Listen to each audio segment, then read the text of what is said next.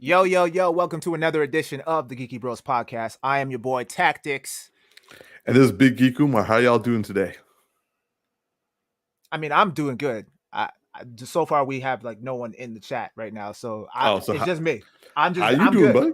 How I'm you doing, good. bro? How you I'm doing? good. I'm good. We missing Darcy here right now. Uh, It's my, not just Darcy today. yeah, So our bro has been on vacation and has been traveling, and like we miss him, but we're happy for him at the same time. yeah. Apparently he saw The Rock Yeah, but he couldn't see Kevin with Hart. Kevin Hart. Yeah. Apparently, if you know what I mean, Kevin Yeah. was a little below eye line. Yeah. But that's cool. I mean, he's living it up in LA right now. So if you guys are in the LA area, for those of you watching, and you happen to recognize Darcy and his lady, shout them out. Say hi. Exactly. Yeah, man. Yeah. All right. So let's kick things off, man. What do we got for today? Let us know. Okay, we got a bit of we got a little packed schedule, but like we're gonna get through it. So we're gonna start off with our geeky news, and we're going to be discussing some recent trailers that have dropped. So first being the Day Shift with Jamie Foxx on Netflix. The trailer dropped this past week, and it's going to be a vampire focused like movie, as it turns out, and apparently it's got Snoop Dogg in it, and it also has oh not yeah, Dave Franco. Dave Franco. So so for me, I'm just like, this looks fun, something to put on and have a good time. Um, it feels like a comedy version of Blade, but like anyway. So like for me, I don't have any like strong feelings towards it, but like I am admitting that I do find it interesting to watch because I want to have a good time. I want to have a laugh. But how about you, T? What do you think about this Day Shift trailer? I mean, I agree. I want to have a good time and I want to have a good laugh. And Jamie Foxx has been known on several occasions to deliver the funny, Yeah, but it's these are your Netflix. Legos. It's yeah, exactly.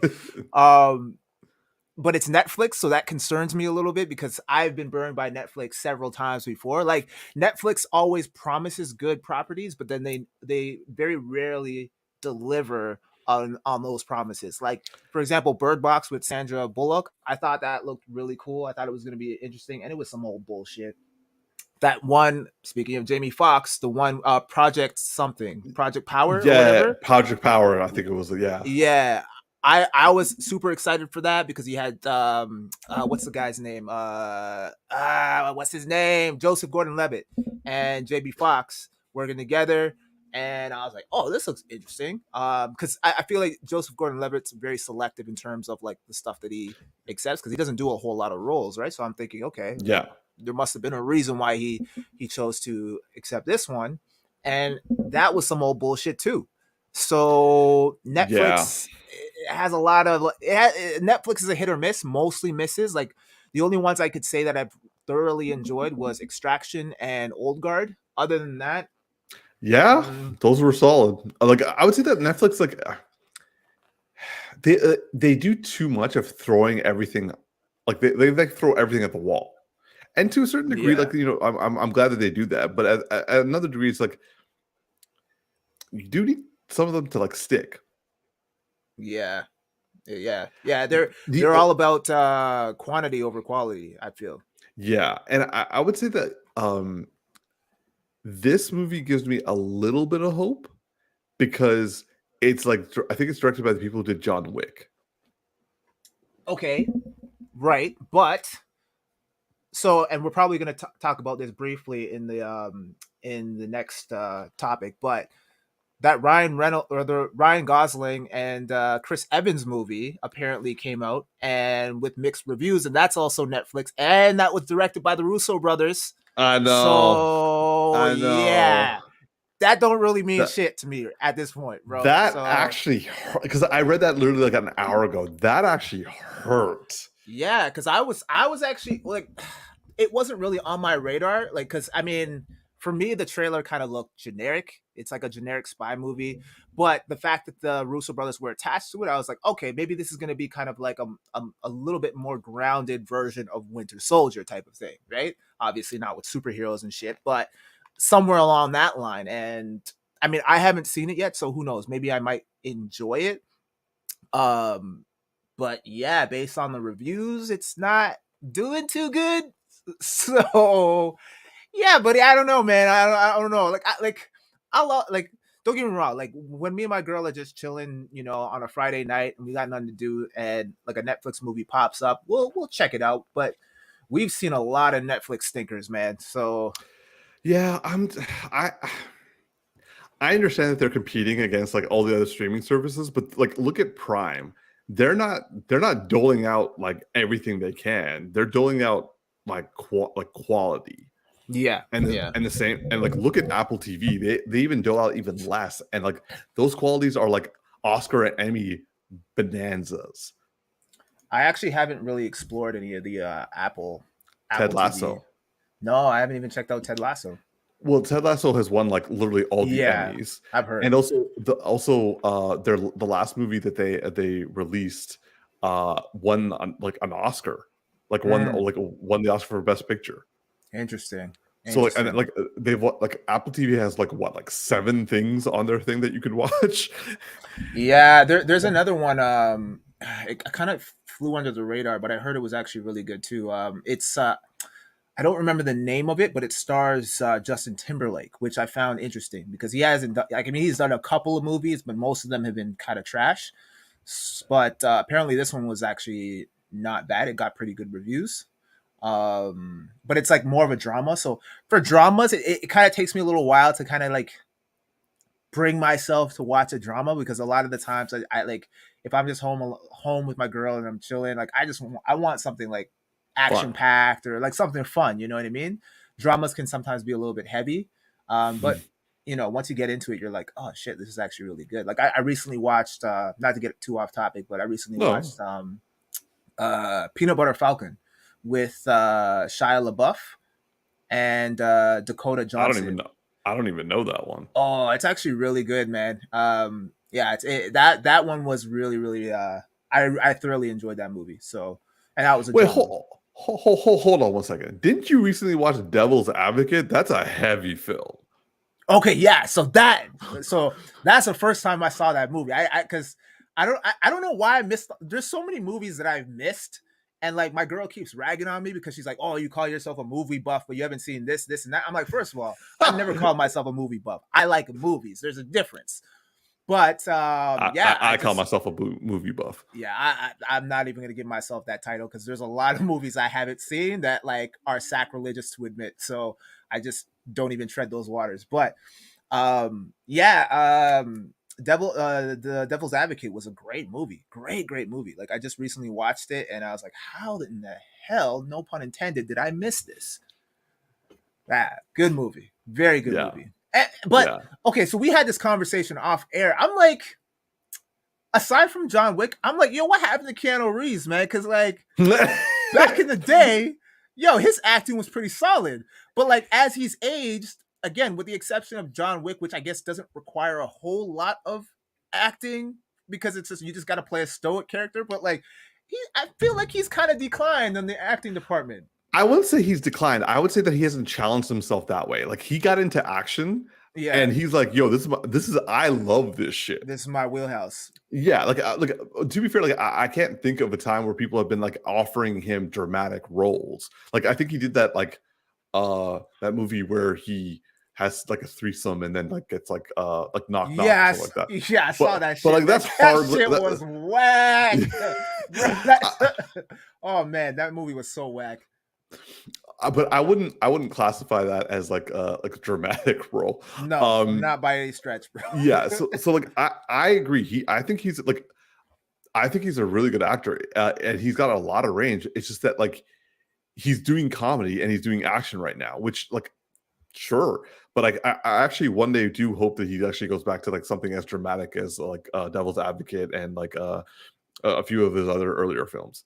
Yeah, but even in like, so he did another movie, Man of Tai Chi, and even in that, I was kind of like, But this that is was like, flat. but like that's more like the movie we're talking, like the script we're talking about. Yeah, yeah. But he was, I mean, he was okay. So I get, so based on the character of Neo, it his persona of being stoic kind of caters to that, so it fits in that narrative and the genre. But like anything outside of that, like I mean, John Wick is a kind of a close comparison to Neo because they're both very similar in terms of the 47 stoicism. 47 Ronin, like basically he likes doing stoic action films and he Yeah, has a lot of fun with it and everyone wants him in it. So it's like, yeah, yo, like I'm getting paid to work out, fight, and like learn martial arts and like do all this martial arts stuff. yeah. So honestly, it's kind of hard for me to say anything bad about the guy because he's like It's Keanu Reeves, it's man. Keanu Reeves, man. It's like you have to try hard to find dirt on this guy because either he's keeping shit close to the chest or he's just genuinely the world's nicest person on the planet next to Gandhi. Like it's just like, and also like not like even if you did find shit on him, it'd be like he's had such a difficult life. We had to work this hard to find the shit, and it's like we give him a pass. It's like low. It's like low. It's like, oh, he jaywalked. It's like, yeah. So you know what, man? I take it back, man. He's fine. Whatever he wants to do. I would say paparazzi like actually go out of their way to like find photos of him doing nice things. Yeah, exactly, bro. Yeah, because you're probably not gonna get any dirt on him, man. Nah, he's like, nah. and like every person that he works with has nothing but nice things to say about him, and the fact that he donates like everything, half his earnings and shit like that. It's like to the crew too. Like yeah you got to give respect for that. And then apparently, he really wanted Al Pacino to come on board so he actually took a pay cut so that Al Pacino could come on board. And then when he did, and he found out that that's what Keanu Reeves did, he donated whatever they took from Keanu's portion to charity, basically. Because I mean, that'd be a dick move if you just kept the money after you find that out. It's like, oh, thanks, buddy. I appreciate that. Yeah. He did the same thing with Gene Hackman for The Replacements. Oh yeah, I heard about that too. Yeah. And then donated some of his earnings to the visual arts department for the Matrix movies. Yeah. So going back to the main topic, let's hope let's just hope Jamie Foxx delivers the laughs. To be honest, I'm looking forward to seeing how Snoop Dogg does in this, but I'm not gonna lie. Given how much comedy they showed in this trailer, I'm kind of worried that those are the best jokes we're gonna get. Yeah, and like Snoop Dogg hasn't acted in a minute. I think he's only been in maybe 2-3 movies at most. I've seen him in Pitch Perfect. Yeah. Okay. Yeah. So he was kind of funny, and that scene was funny. I remember laughing at that scene. But he was also in Baby Boy with Tyrese like a long time ago, and I'm sure he popped up somewhere else. But I know he did. So I can't remember right now. Yeah, but he doesn't have a whole lot of like acting experience. So like, I mean, I'm curious. I'm gonna check it out. Yeah, like the trailer kind of caught me off guard because when you posted it in the chat, the opening scene is like he breaks into this house and then he shoots an old lady, and I'm like, what the fuck is this? And then the old lady starts transforming, and I'm like, oh, okay, because I'm like, did he just kill that old lady for nothing? I'm like, I can't believe they showed that, but yeah. So I mean, yeah, I'll check it out. When it's coming out in August. Yeah. Okay. Yeah. So I'll check it out, but I'm keeping my expectations super low. Yeah. Let's just put it that way. Moving on to our next trailer, which is going to be The Woman King trailer. Okay, I'm going to say I saw a thumbnail and I saw the title, and I was just like, this looks interesting. I watched that trailer twice. I was like, yo, I got to watch that again. This trailer was, I don't even know how else to say it, but fucking dope. It just, on so many levels, I'm like, this looks awesome. And I'm actually really excited to watch it. Like, it feels like a bunch of people were like, hey, we like Okoye. Hey, we also like the Dora Milaje. Someone find a history book. Does it ever happen? That's essentially what this movie feels like. And I'm like, they found like one, or I hope they found multiple versions, but they found like one story and they're like, make the movie. So yeah, like that me personally, this trailer looked awesome. The cast is fantastic, and yeah, I'm all about this film. I really really hope it gets good reviews, and I really really good. It's good, but like I'm gonna watch this in like the theater no matter what. Mm-hmm. But what do you think, T? So when you posted this one in the chat, or Darcy, whoever one of you guys posted this, when I clicked on the link, oh, you, okay, I'll give you your credit. So when I clicked on the link, I watched it from YouTube. So when I clicked on it, I thought it was an ad for Wakanda Forever at first. Like, cause you know how like when sometimes you click on videos and like they show you the ad first, I'm like, oh shit, like why are you like, how come you guys didn't send me this? Like, what's this, like the woman whatever? Right? I was like, this is out already, and then I realized that this was what the movie was, and I was like, oh shit. And then I thought, wait, yo, did they get John Boyega to take over as Black Panther? I was tripping, yo. So yeah, but in regards to the actual movie, this movie, it looks dope, man. Like super dope. I'm like, wow. And these women look badass. I'm like, some of the shit that they were doing, I'm like, yo, yes. Yeah. We need this in our life right now. Black, strong women kicking super funky ass. I'm like, yo, sign me up. I'm all in for this shit, bro. This looks dope. And I'm glad. Sorry, and I'm glad that they brought this dude back because like ever since the Black Lives Matter, well, not just Star Wars, but like when the whole Black Lives Matter, when there was a lot of the police brutalities happening during COVID, and he spoke out on he was very vocal. Yeah, he was very vocal about it, and he even said, he was like, yeah, I doubt Disney or any other company is going to hire me after that, but bun that, like this is like close to my heart, and I'm going to speak for my people. And I truly respected that. And because normally, like, as we've witnessed, like when you speak out on injustice and things of that nature, like it doesn't always end well for you. Like look at Ray Fisher, for example, right? Like, I mean, it worked out for him in the end, but there was he initially got a lot of backlash, and I don't even know if we're ever going to see him again in the spotlight to that level as a result of that, which is unfortunate, right? But anyway, yeah, so it was good to see him back and getting roles, and I'm sure he's going to be just fine because he's I like John. I really like John. He's a good actor. He's good at, like he's talented, and like I like the stuff that he's been in. He can do comedy. He can do action. Mm-hmm. He also can do like serious and stoic. And and in this movie, I really want to see, like, I really hope he gets like his acting like pushed. Yeah, and also like what I love about this about the movie itself is like it's directed by women. It's like written by women. Now, I was a little surprised that one of the writers is Maria Bello, and I was just like, "Who's that?" You ever watch A History of Violence? Yeah. The wife. Oh, okay. Interesting. I was just like that. This I don't know if this is making me racist or discriminatory, but I was like, I didn't see that coming. Yeah.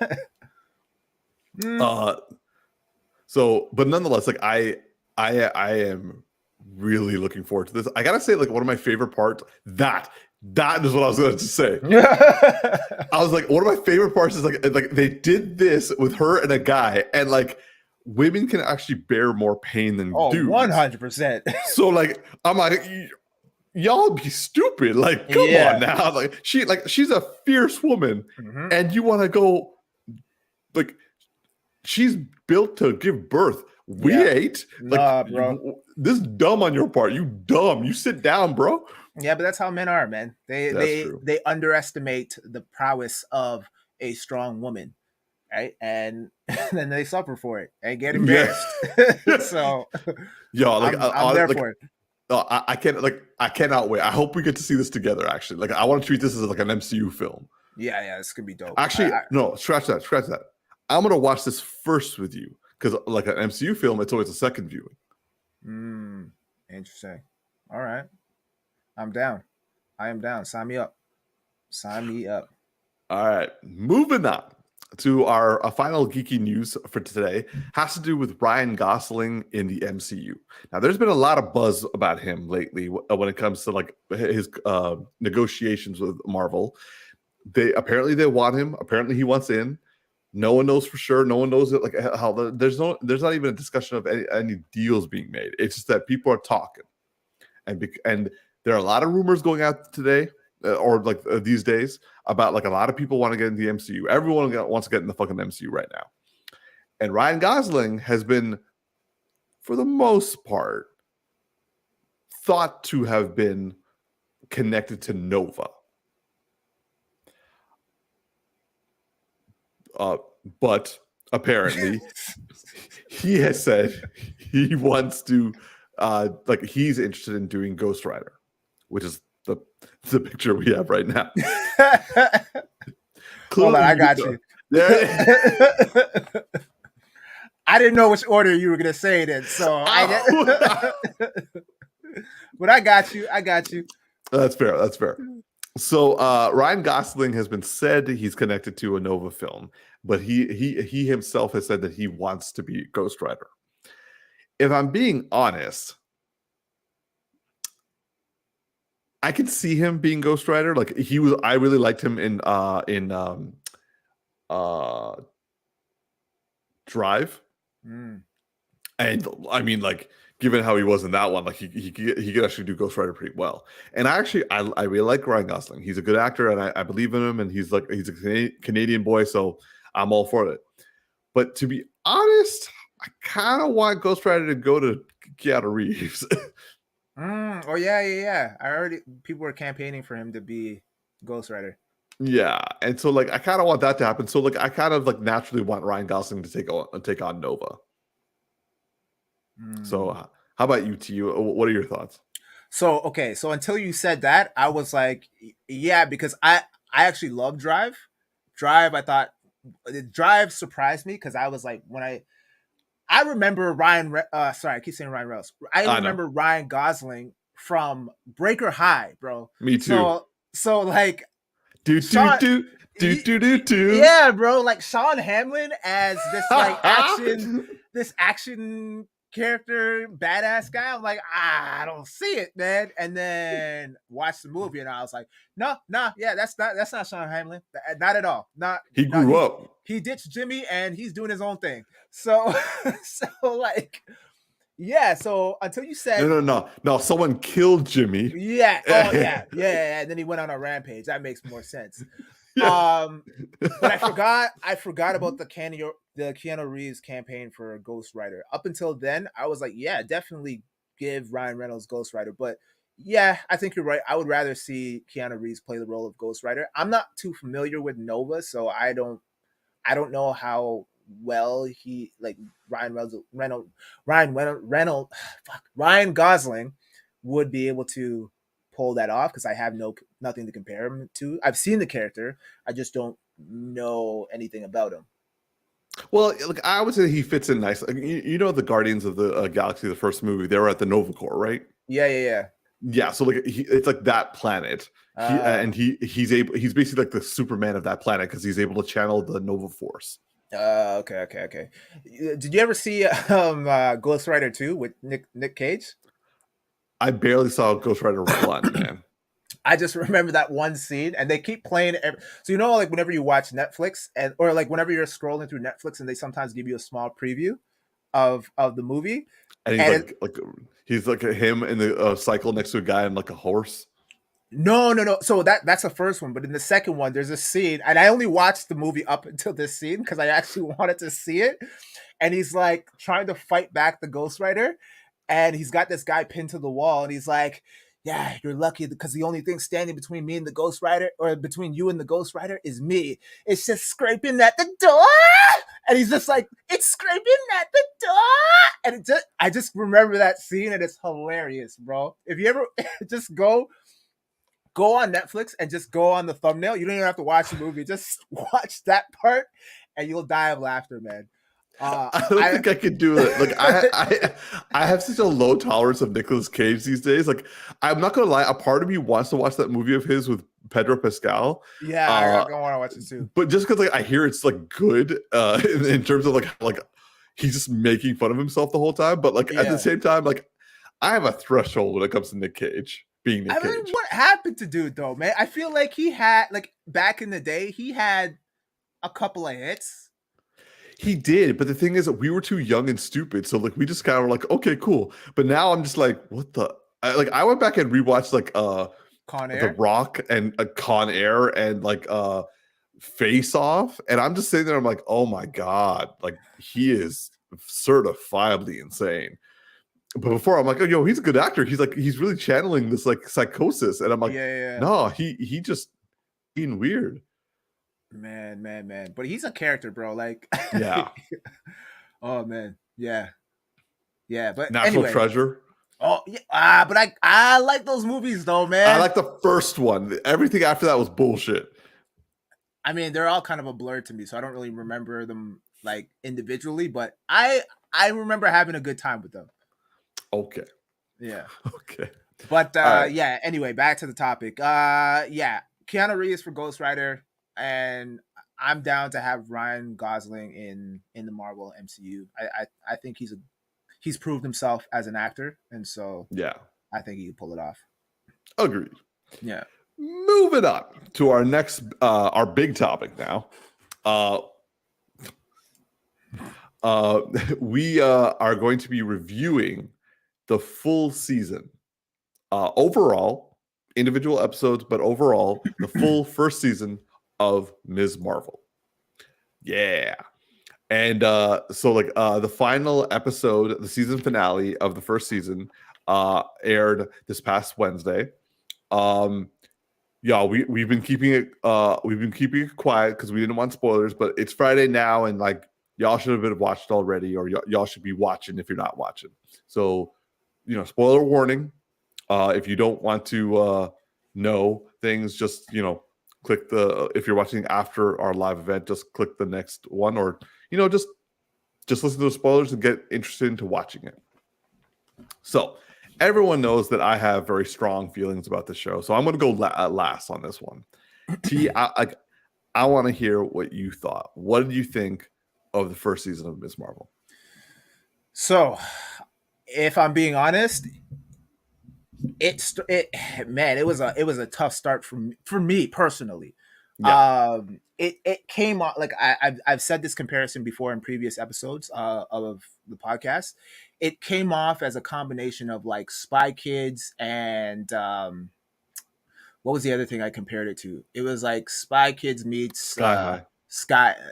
Was it? Yeah, Spy Kids meets Sky High. Like something that you would see on not Disney Plus, but like the Disney Channel.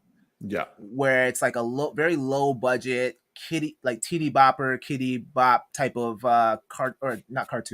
TV series, and I just wasn't really jiving with it.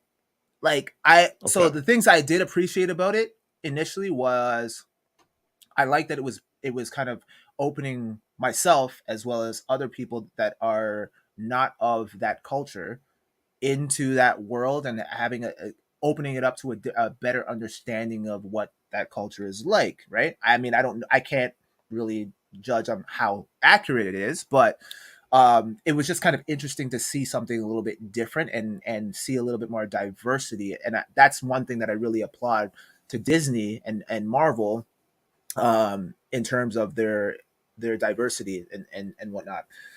But in terms of like the content and where the story was going in the first, I would say 2 to 3 episodes, I was just kind of like, I'm having a hard time connecting with this because I don't know where this is going.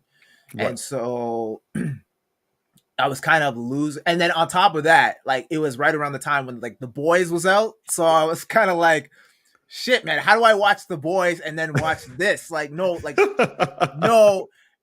offense or anything to that, but like The Boys was just like, it just kept kicking it up a notch and giving me what I've been expecting. It would like surpass my expectations. I would be like, okay, there's no way The Boys is gonna like top this episode. And then sure enough, they just kept pushing the envelope, and I'm like, yo, they're really stretching this shit to the maximum. So I was like, damn.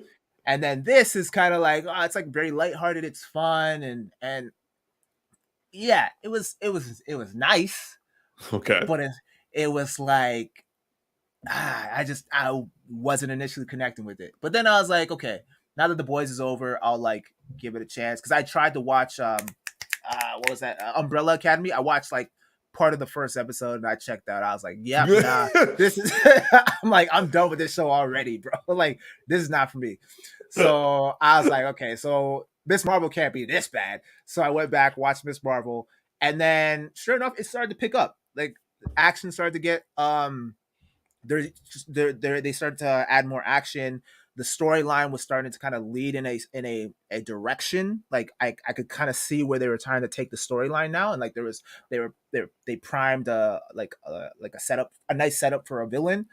Um, and then I kept hearing all these people like talking about like the last two episodes, and I'm like, oh, okay, so I guess something crazy happened. And then you start saying, yo, have you seen Miss Marvel yet? Like, you've been like bragging on me, and I'm like, nah, I haven't seen it yet. And they're like, okay, if you don't see it by Friday, I'm gonna send you like the last 5 minutes of the clip. So I'm like, yo, what the fuck happened in the last 5 minutes? Like, this guy's tripping. Like, so I kind of assumed what was going, like, because then Okay. I was like, okay, I feel like I know where this is gonna go, and it's still hype. Don't get me wrong. Right. And sure enough, when that scene, I'll let you spoil it, but sure enough, when that scene came up, and then you hear the theme song behind it, I was like, ah, okay, that was a good touch. That was a good touch. And then we have the post credit scene, which is cool. I don't know what that means exactly, but We'll talk about that. yeah. But overall, it got better for me, and I finished it. Unlike Moon Knight, which I still have like 3 episodes left. I'm sure I'll get back to it at some point. But yeah, this ended up being better than what my first impression of the show was. Right. Okay. I am rather curious, and this is a very specific question, but like the episode where she goes back in time and like they see her her ancestor and all that during partition. What did you think of that one? So I actually enjoyed that episode because I didn't know anything about the partition. So it was good to see the kind of like they did a flashback and kind of explained, and I'm like, oh, this is a super intelligent way of adding history, authentic history. Well, I don't know. I mean, It was accurate. Okay, so yeah, it was toned down because it's Disney and it's a Disney show. Yeah, of course. But again, like I said, it opens the doors into people that aren't of this culture to experience what that was like, right? So it's kind of like, they're giving you a watered down version of it, but they're letting you know, okay, this is how shit was back then, and this is what this community had to deal with. And I found that to be a very interesting and creative way to do that, and I actually really enjoyed that episode and learning about that. And then everything that unfolded and like the whole storyline of like the two characters and how they met and they had the child, and then that, yeah, I was entertained. I wasn't bored like how I was in the first 2 episodes where I was just kind of like, okay, like, where is this going? I was actually very engaged in that episode, and then obviously the last episode just full out action. So I was like, yo, this is dope. So it by midway through the season, it kind of gave me what I wanted. Looking for. Yeah. Plus, it was an educational experience for me as well. So yeah. What would you rate it overall out of 10? I say I'd give it a 6.9. 6.9. Okay, and how would you rate this in comparison to the other shows? Like, where would you rate this? Where would you rate this? Moon Knight is last. Okay. Then WandaVision. Okay. Then probably Hawkeye. Okay.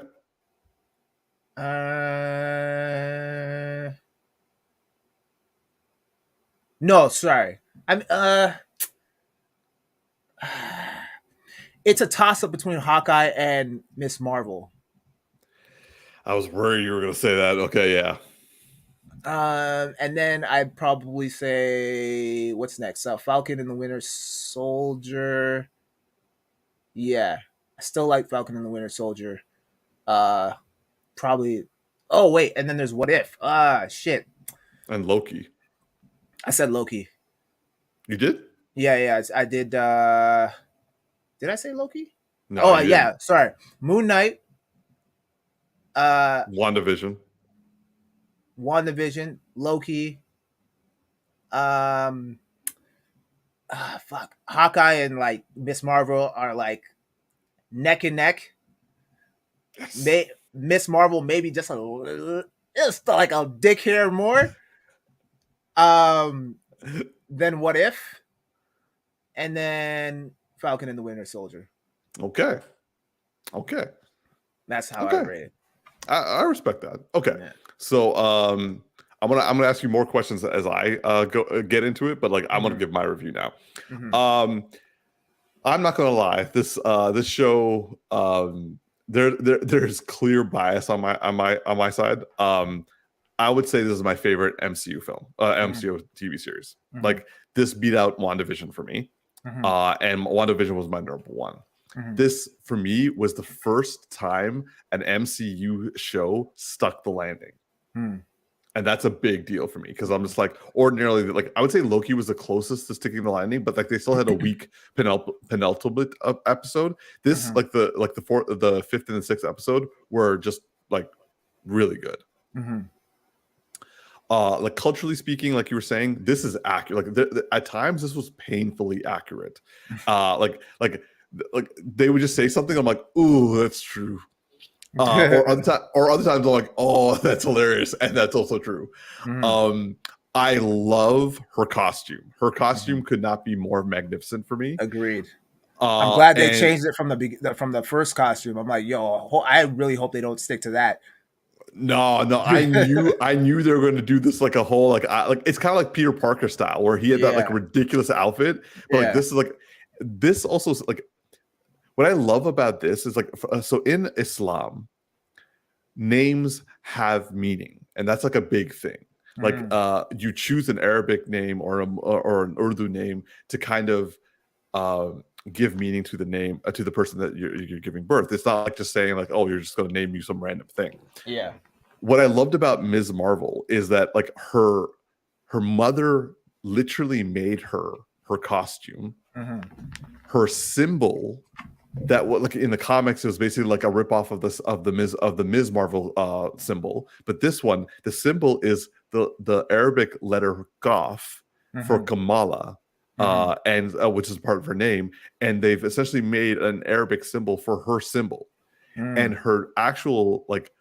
her actual name Kamala Khan was given to her by her father, and so was Ms. Marvel in a certain way. So her mother gave her costume and her symbol. Her father gave her her name, Mhm. one from Arabic, one from Urdu. Yeah, I really like that touch, and the fact that like I like the element of like the broken necklace, Yeah, and then the conversation that she was having with her father about what Kamala actually means, and I'm like, yeah. interesting. Okay, that's a nice touch. Yeah, so like they gave meaning, and like another thing is like the titles for like for all the, you know how they kept saying like Ms. Marvel for like a bunch of times each episode when they did like the intro, Yeah. and also in the episode when they did partition the flashback they did a whole bunch of different like Urdu, Hindi, Punjabi, Sikh, like all those different like lettering that we can't read. Mm-hmm. But what I actually learned was that if you add up all the Ms. Marvels that they showed from the first episode to the last episode, it was 99. And 90 and the number 99 is very important in Islam because we believe that God has 99 names. Mm, interesting. So like not only was their representation really accurate, Yeah. not only was like the meaning behind everything really accurate, they also gave like meaning in small details. Mm-hmm. And so like for me, like I've never felt more seen before. Mm-hmm. And I love the character focus. The Mm-hmm. character focus means a lot. Okay. I gotta call this out. My man over here, he's hugging a girl in Pakistan. Turns around, the mom and the grandma are right there. He's wearing a mask. His go-to act is like, "Hello, auntie. Hello, nanny," and just run away. And I'm just like, my man knows. My man knows how to act. But like, like so my thing is, and this is not like a negative, but more so I want confirmation. Like, was the mom authentic? Because I feel like certain scenarios, certain situations, I'm like, I feel like you'd be a little bit more upset than what you're giving us right now. 100%. Like, okay, if I ruined my sister's wedding by pulling the emergency alarm, I can guarantee you my mom will be yelling at me. Yeah, the both parents were so chill. I was like, that was Disney. That's Disney being like, yo, we can't show you what really happened in that household. Oh man. And also when she got caught like sneaking in, I'm like, my mom would hold me up. Like, I've even brought this up. Like, I would be yelled at. Mm-hmm. But like, fair enough. Like they kind of toned down some big stuff, but like some other things were also like, these are nitpicks. Like, these are small in moments that are like, okay, obviously they had to like do their Disney style on this. But like other times I'm just like, nah, that's true. Like at the end, when they're showing like when they're showing the social media, and like one of the Illuminantes is just like, she's going to find it very difficult to find a husband. Oh yeah. I burst out laughing because it's 100% true. Someone would say that. Oh man, I died when I was laughing so hard when the old guy from the mosque, he was the like, imam. Yeah, he's like, "Oh, I'm a hot dog now. I hope it's halal." It's like, that's a nice touch. I also love the fact that like when he's giving Bruno and Gamran disguises, he puts on the white boy haram, which just means like forbidden, and he puts on the brown dude halal, which means like it's okay. And it's like he puts it on two guys, and I'm like, I feel there was a little bit of subconscious stuff going on over there, buddy. Oh, man. But yeah, like that's what I'm saying. Like, they showed an imam that wasn't overly preachy. They showed an imam and they showed like, yeah, they didn't go police brutality. Well, no, actually they did. They started shooting a brown guy who was just like standing there. Yeah, but like, bro. Yeah, and it wasn't like they had non-lethal force and they chose to shoot him. Yeah. But they talked about all these points, and like, she had the community swarm her to protect her. And I like that in Spider-Man. Like, that gave me chills. I like that in this. Like, I remember I got a little choked up in that scene, man, because I was like, I like seeing those. I like, those are kind of cheesy moments, but I like seeing those moments where like you have a whole community that stands up for the hero. Because you know, that's when you know, as a hero, that's when you know, yeah, I'm making a difference right now. And the cops, the white cops, they're like, nah, y'all being assholes right now. Yeah, that was powerful. I like that. Yeah, like, and it kind of reminds me of like Spider-Man 2 on the train. Like when like the people on the train pick him up, I like that. It still gives me chills. Yeah, 100%. But like, I also like. And also her brother shows up and it's like, why are you here? It's like, mom told me to watch out for you. It's like, oh, come on. I'm like the only superhero who has a chaperone. And I'm like, it's true though. It's true. Yeah. But okay, like, wait. So I have a sorry. Go. No, I was just gonna ask, you personally, if your mom, so if you had superpowers and your mom found out, would she be lenient enough to like? No, she would not. Okay. When her dad was like, "No, I want you to be safe," I'm like, finally someone said it, because I'm like, this family is way too cool with this. Yeah, bro. Because literally as soon as she, like, the same day that she makes Kamala the costume is the same day Kamala gets shot at. Like her second day on the job, bro. I'm like, and her mom is witnessing this, and I'm like, yo. Like, y'all are just cool with this. My favorite part was like if you hear her parents actually scream out her name. Oh yeah. And I'm just like, okay, they drown it out. So like, yeah, 100%. But like at the same time, realistic. But also, it's realistic that no one heard them. Yeah. However, when they go running to her and like, "Are you okay, birthday?" I'm like, shh, "Mom, be cool, mom." No, my mom will be like, "You're going to stop right now. You're going to stop right now." That's kind of what I thought. Yeah, kind of what I thought. I dare you the next time you come over. I dare you to ask my mom that question. Wait, has your mom like watched the entire series? Or I watched this with my whole family. Oh no way! I have the only other time I've watched a superhero show or movie has been twice: Iron Man the first time, and The Dark Knight. Those are the only times I've watched it with my whole family, except for this, where they watched every single episode. What your mom think of it? They loved it. Yeah. She loved it. That's awesome. She loved her costume. She like, I will say that my mom she didn't fully like she didn't see herself in the mom. She was in a little bit of denial. As every parent would, I'm sure. Oh, 100%. Okay. Yes. Okay. Now, okay, we're going to go into spoiler territory that's like insane right now, because the reason why I have been massively emotional about this season finale, about this show, is first off, we got Brie Larson doing a cameo. It's pretty dope. We'll talk about that in a second.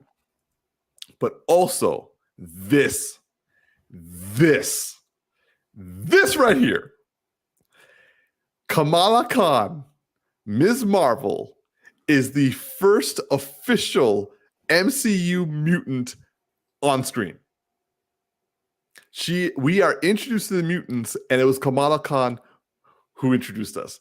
This is big for as a Pakistani Canadian and a Muslim. This is like Black Panther being the first movie of the MCU.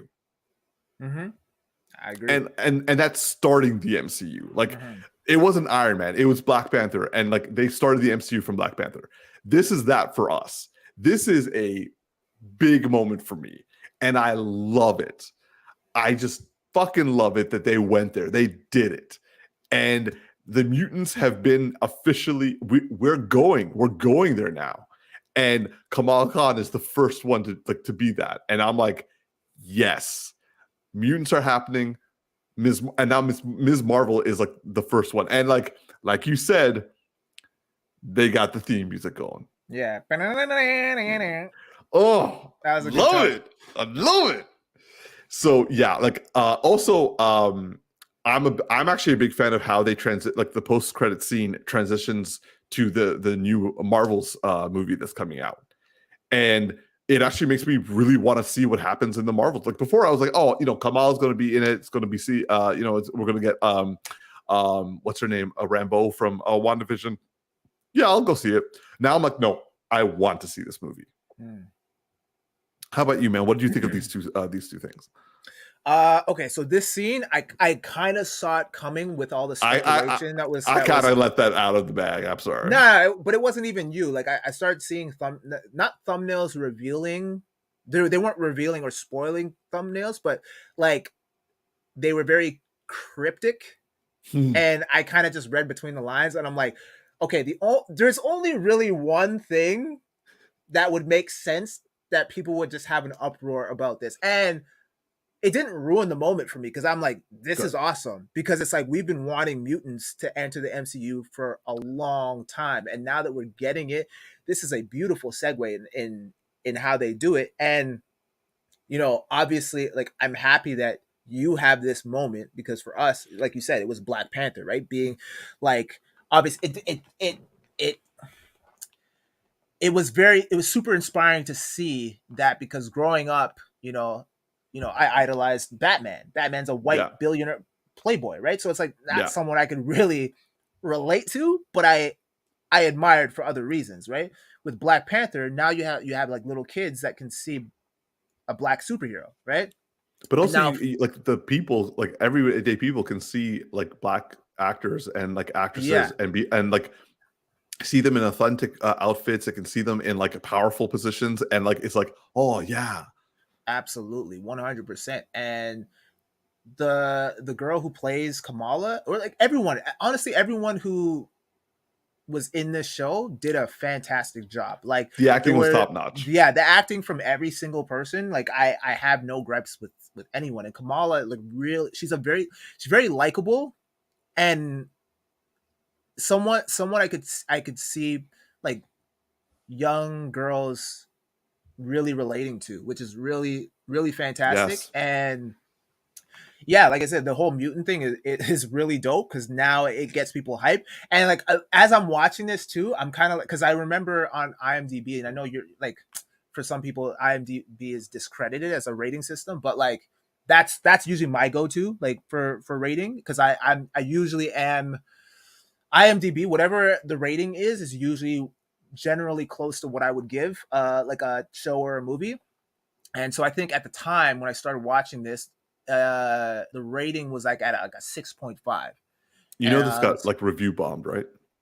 On IMDb. yeah. No, no, I'm aware. But for me, it just like I felt like, okay, yeah, like this is kind of like in the beginning when I first watched the first two episodes, like I said, it wasn't really gripping me yet.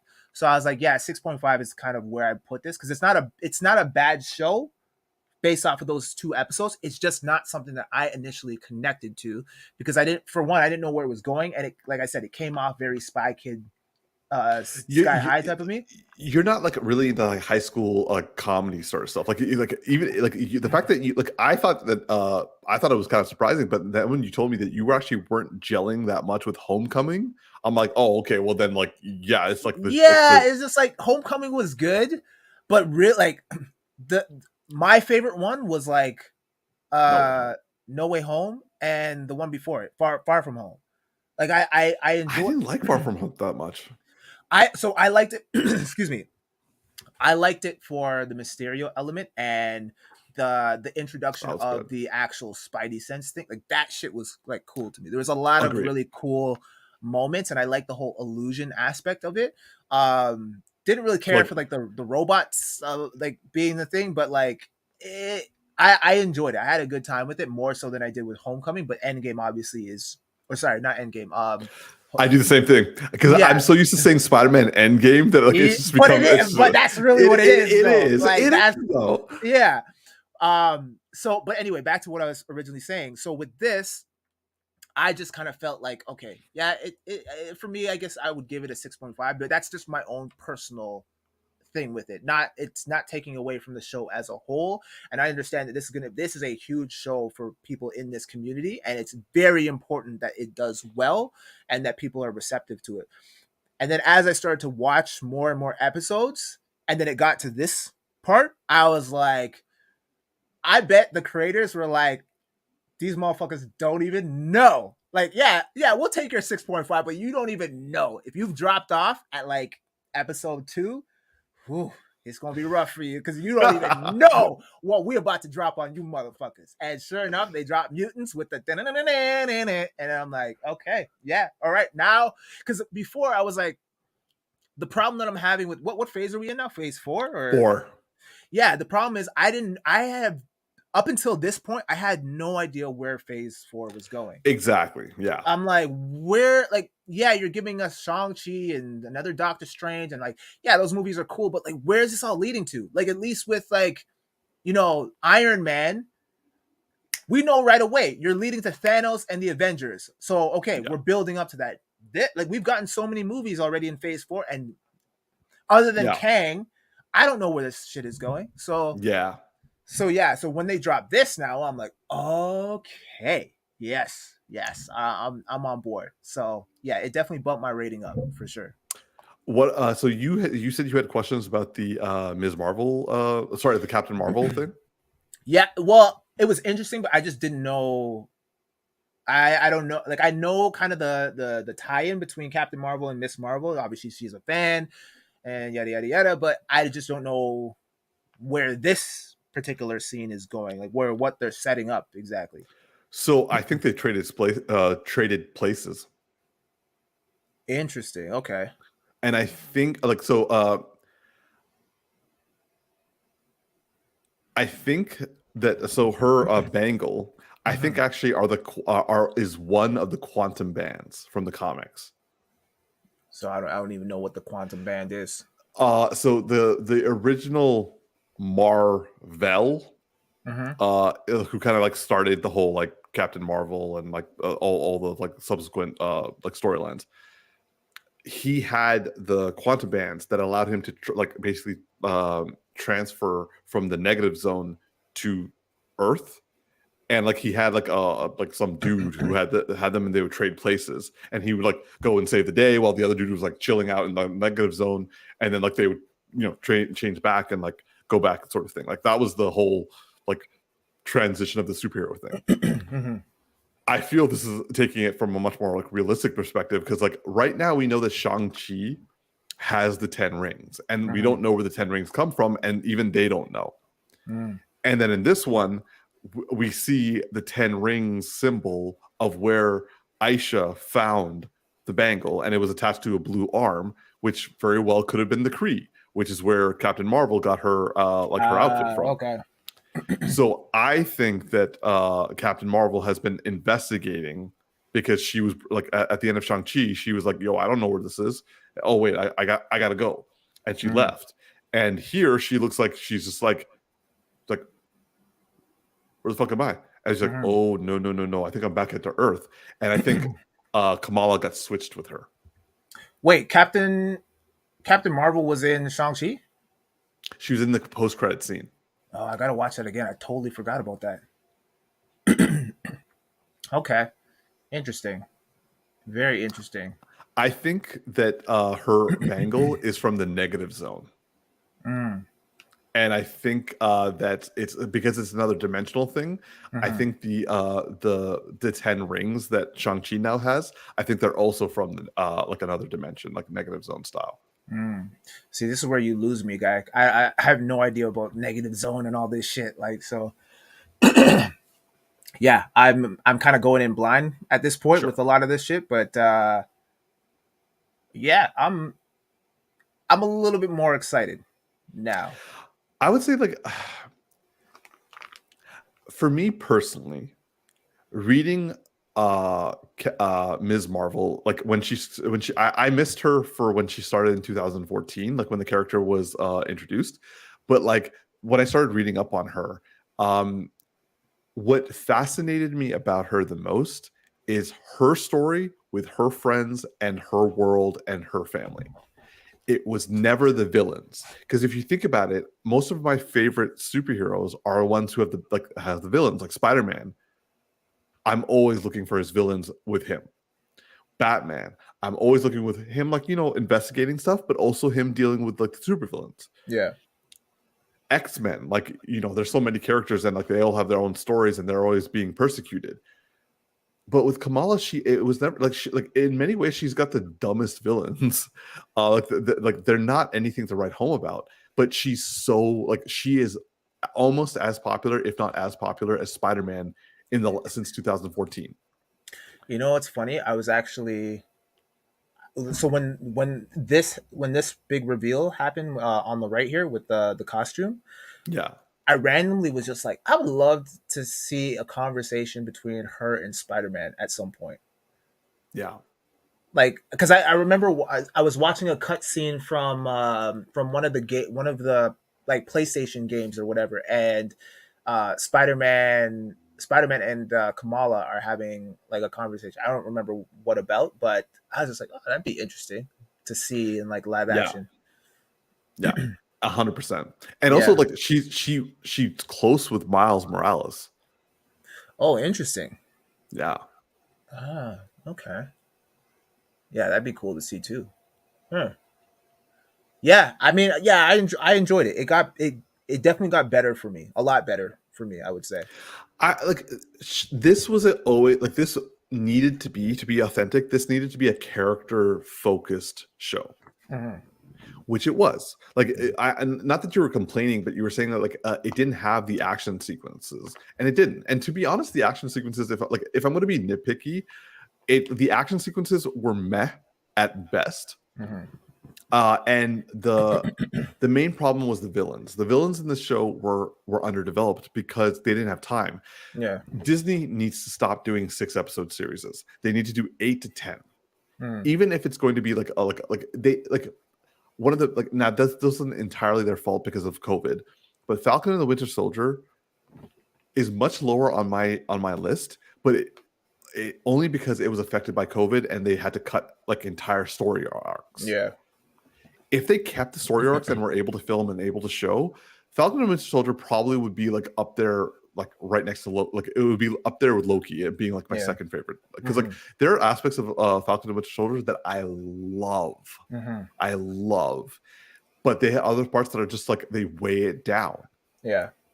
With this, like there's so much that I love about it, and the small things that weigh it down. In fact, that like the villains are kind of like, well, I guess like they rush things, and you're just kind of like, this needed more time. Like Najma is just randomly crazy, and she randomly abandons her son, and she randomly loves him again, and it's like then she gives him powers. I'm really glad they showed him not turn into a villain. That was very important to me, and it was nice to show that like he's been hunted his whole life. His mom has died, and now he's being targeted, and he's also going through pain, of which that he had no choice in. Of course, he's going to be pissed off. Yeah, but like I actually like that she's able to like show him how it's done, and I also love that the imam told him it's like just because someone's persecuting you doesn't mean you have the right to like go after them. Like Islam has always been viewed like in the media as like jihad and like like violent. It's inherently peaceful, but we're allowed to defend ourselves, but like it does promote peace. And so having a show actually focusing on the true message of Islam and also showing us as we are, that's the important part. The show shows the Pakistani Muslim culture as we are. And it's not overly dramatized, but it's also not overly like stereotypical. It's culturally stereotypical. Like like her brother is very common. Like that type. The relationship with the parents is very common in our culture. Like the treatment of women, and also like her feeling self-conscious about her outfit and like having an outfit. Like when she looked in the mirror and she was like, she felt proud from her outfit, but also she like that meant something. It's a dope outfit. I'm not gonna lie. It's a dope outfit. Yeah. So like for me, like I would say that like this show is like a 9.5 for me, and has now become my favorite #1 MCU show. That's amazing, man. I'm really glad that you took a liking to it, and that you're able to experience an accurate representation of a superhero show, because that hits. I can only imagine for you that hits on so many levels.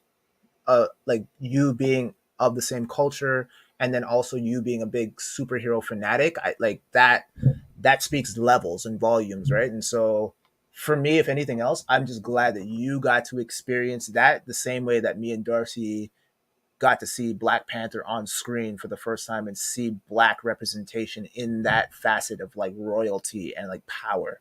I can only imagine that's what you felt.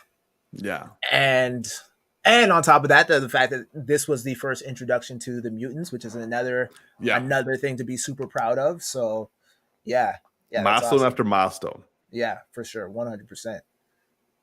Yeah. 100%. I like we will when our boy Darcy gets back, we will like reconnect with him to find out what he thought about this in like a redux of this. But like while we I think we're pretty good on this one, so we'll just go to our final topic. Let's do it. Moving on to our final topic, which is the reviewing of something that Tactix and I have already briefly talked about, which is Thor: Love and Thunder, the fourth Thor movie that came out last week, and that we have discussed in our video right out of the theater, which was a spoiler-free one, thanks to Tactix's brilliant and hilarious editing. Tactix, you've had almost a week now to like marinate. I am interested to hear what are your spoiler-filled review of Thor: Love and Thunder? Still fucking trash. This movie sucks, man. It's well, I'll say this. It was a hell of a try. It was a hell of a try, but yeah, they didn't. This ain't it, man. They did not stick the landing with this at all. Like, I to be honest, I'd rather watch 2 episodes of Miss Marvel again than watch this trash. Like this movie, and that's not shitting on Miss Marvel. I'm just saying. I was going to I'm like, ouch. No, I'm just saying. I just based off of how I felt about it initially. Like going back to that state where it was like, I don't know where this is going yet. I would rather experience that again. Of like those two. Okay, yeah. Yeah. But this just, I don't know, man. Like there's so many like. So okay, so with Ragnarok, I really enjoyed Ragnarok because it gave a nice healthy balance of action and comedy, and it was interesting to see an iteration of World War Hulk to a certain extent. Okay. And so I enjoyed it. I had fun, and it was it it it it was a unique telling of the Thor character that I know you weren't a big fan of it because you liked the first Thor and the representation of that. I liked elements of the first Thor, but I just found the movie overall kind of like is a little boring to me. Like he just felt kind of stale.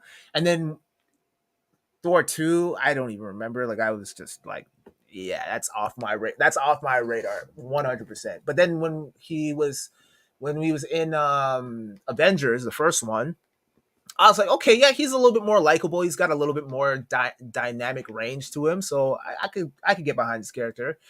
And then they did Ragnarok, and I was like, okay, this is a completely different type of Thor that we're getting, and it's interesting and it's funny, and like he's a big bro, and that's cool.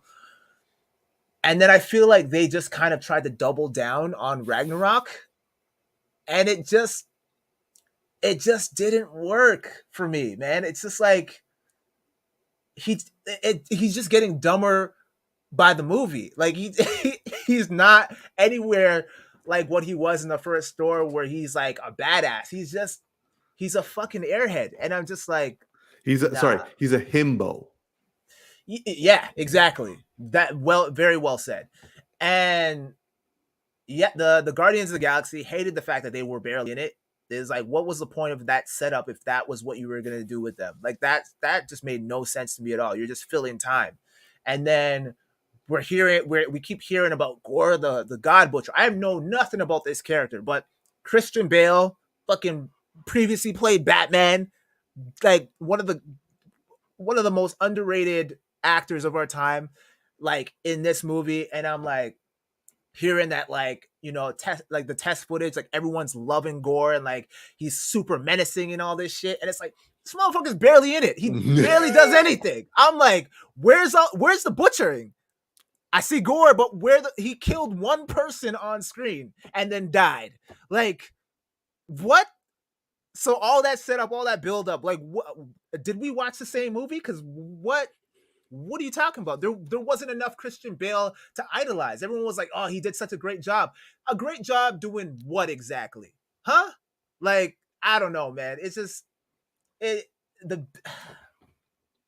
What about Jane? Then, oh my gosh! And then Jane, like, motherfucker has cancer. I can spoil it, and she's cracking jokes, and she gets Thor's hammer, and this thing is draining her life force. I'm like, I didn't even know that shit could do that. And it's like, wait, what? And still, everyone's like making jokes that she's got cancer and that she's gonna die. No one seems to care. There's no drama at any point. You don't even let that whole situation marinate and like take, like, Marvel used to like take us into those like emotional moments where we're like, we get a chance to breathe from the laughter and the action, and we get hit in our feels a little bit, like when and you mentioned this a long time ago, and I thoroughly agree with it because it's one of those scenes that really hits you in the feels. It's I think it was Infinity War, where I think Rocket is talking to Thor, and Thor is just he's listing off everything that he's lost, and like he's got one fucking eye, and just a single tear comes from that eye, and you're just like, damn, bro, like that. Like we needed more of that in this movie, And and we also didn't. that another thing happened in Endgame. It's like when he comes out and the first time he shows his like big like fat body, and like he's like he's like popping beers, and he's like yelling and making jokes of like guys on video games, and then it's like, hey, we need to talk to you about Thanos, and he just like jokes all go out the window. Yeah. He's like, and he don't just you like ever say that name. yeah. And then at the very end of that scene, he's like, "What else do I have to lose?" And they're like, "We got beer on the ship." And he's like, literally full of tears. He's like, "What kind?" Yeah, I'm with you, bro. like we needed more of that, and we never got it. And I was just kind of like, oh, okay. And then we get to the scene where they meet Zeus, and it was like, okay, that shit was kind of funny. Like that was fucking hilarious. Like Russell Crowe. Like Russell Crowe. I'm not gonna discredit the man. He did his thing with Zeus, and like that shit was hilarious. And like him walking down the steps, like I chuckled. Like, don't get me wrong, I chuckled at certain moments, right? But it got to a point in the movie where I was just like, they're really, really pushing the humor a little too strong. Like they need to bring it back and give us some more dramatic moments, and they just never did that. And then on top of that, the fight scenes were subpar with gore. Like I thought it was going to be some epic shit. Like they had moments. They had moments of actual good fight, and then they just. I don't remember any of the moments, to be honest, bro. Like I've seen shit way better than that. Like, and again, we're very spoiled because a lot of the shit that we saw in Endgame, bro, like, yo, when Cap wielded the hammer and started licking shots off of on Thanos, I was like, yo, that's the most epic shit we have seen thus far in this MCU. I remember like the first time I watched that scene, and like he was doing things that I wasn't able to fully catch until the second time around. I'm like, oh, bro, and like, this man threw his shield and then threw the hammer, and it ricocheted and hit that. I was like, yo, I don't know how you knew how to do all this shit when you just wielded it like 2 seconds ago, but damn, I'm here for it. That shit was dope. This, I can't tell you, I wouldn't even be able to begin to describe any of the fight scenes in this. It's just kind of, and speaking of fight scenes, like this motherfucker could give his powers to kids now. Like when that was awesome. I actually really enjoyed that. So he had that the whole time. Like that would have came in handy during the invasion in New York. Where the fuck was that? Or during Thanos? Like I didn't know that was even a thing. Was this motherfucker out here training, learning to give his powers to other people, or was that just conveniently placed in for the sake of this movie? As soon as that happened, I'm like, yo, I'm checked all the way. Yo, you just took it to a whole nother level of corny, and I'm not with it. I am not with it at all. And then the way it ends with Gore dying and like wishing his daughter back, and then so what? Okay, so what's the deal with the daughter now? So like, she's gonna start fighting with this motherfucker? Has a kid now? Like. He's adopted a child. Man, the only cool thing about this movie was the setup for Hercules. I'm for that because I was a big fan of Hercules. I love the Disney movie, the cartoon. I used to watch Kevin Sorbo as Hercules, so like Hercules is my guy. So I want to see him face off against Thor. But yeah, man, this movie was. This was not it. Okay. I said it in the review. I like Taika Waititi. I like him as an actor, but I also like him as a director. However, his style does not fit with Thor. Put it in Guardians. Put it in like the new Iron Man person who's going to replace them. Do it like I don't know. Like do it as I don't fucking care. Make it like part of the X-Men for all I care. But like Thor, like Gore the God Butcher is a haunting first issue, let alone an entire like year run. It is deep, it's intense, it's like multi-layered, it's fascinating. And watching him go around killing gods like for hundreds of years. This sounded like he did it for like a week. Yeah, that's exactly. And like, so like Gore is one of my favorite villains in Thor. And I'm just like, you're just gonna do that. It's the God Butcher is gonna be in the comedy, and he's going like you said, kill one person who obviously deserved it.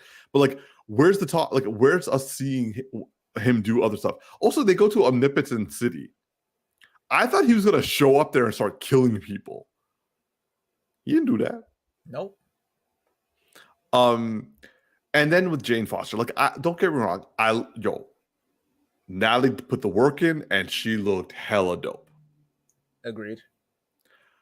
I also like seeing that she was like trying to be more funny herself. She's a little stiff. She's a little stiff, but like, you know, she also like she hasn't been part of the franchise in like 2 movies.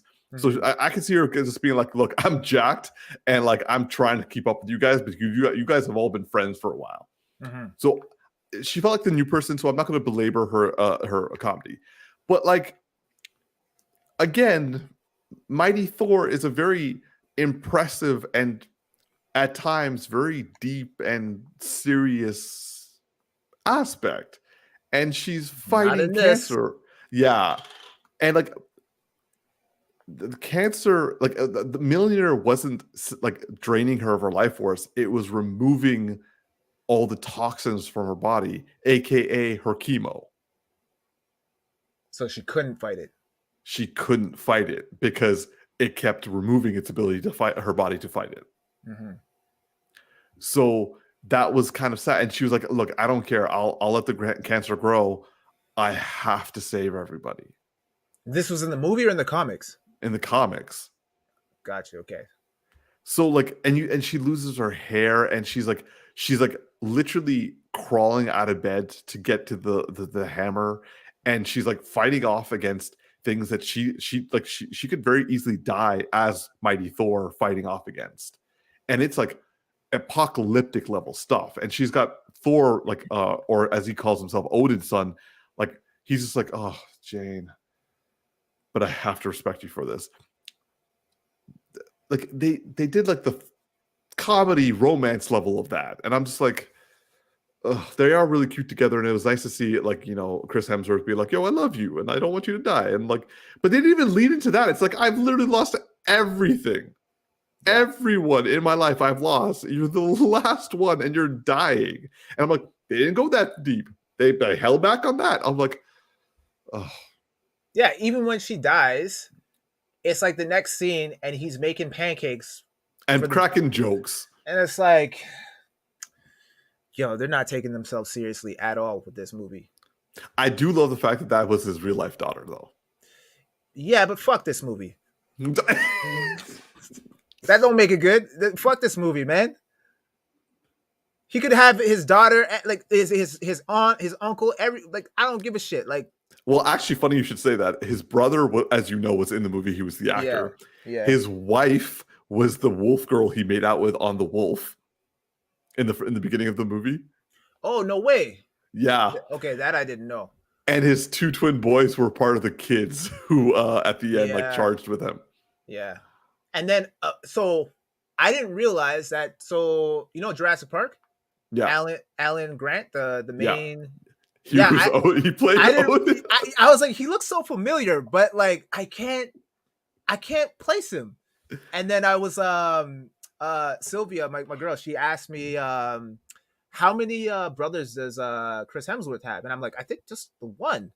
I didn't know about the older one. So I went and I went on IMDb and I checked the cast, and it was like, oh, he's got an older brother. And then right next to it, it said the Alan Grant guy. And I was like, wait, who was he? And then I clicked on it. It's like, oh, he was fucking Odin. My favorite part was he throws all the glitter and then he like scuttles in the corner. I was like, yeah. So I mean, I chuckled at some moments, but it got to the point where it was just, okay, I didn't sign on for this to be a comedy. I wanted a mix, And Marvel is usually good at giving us a good mix, but Yeah. for me, it made me miss Tony. I don't know why, but it just made me miss Tony. Interesting. Yeah. It just For it me, I would say that like this movie could have been so much more. yeah. So like I'm gonna stick to a 7, because like I did enjoy myself. But like actually I'm feeling at 6.5 to be honest now.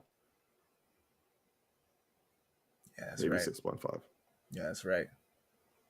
But yeah, so like yeah, it just the Guardians like were barely amusing for me. Mm-hmm. Um I did like seeing Tessa Thompson kick ass. That was cool, but like it was only brief.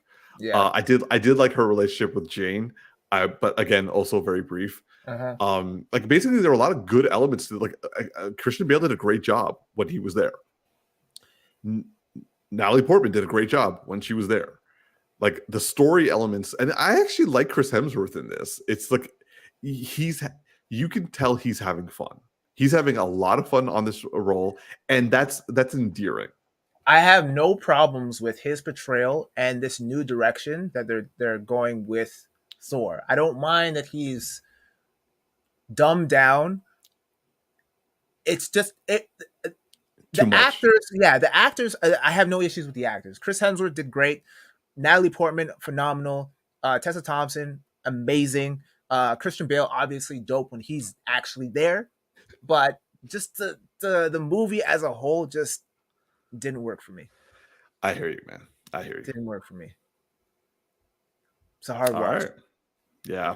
Yeah. Yeah. So I look for. We will also revisit this with Darcy briefly next week. Hopefully he's back next week, and we'll see what he has to say. I know he liked it better. He did, in fact, liked it better than both of us. Yes. So Yes, he did. we will get his quick review next week. Yes. Yes, we will. Yes, we will.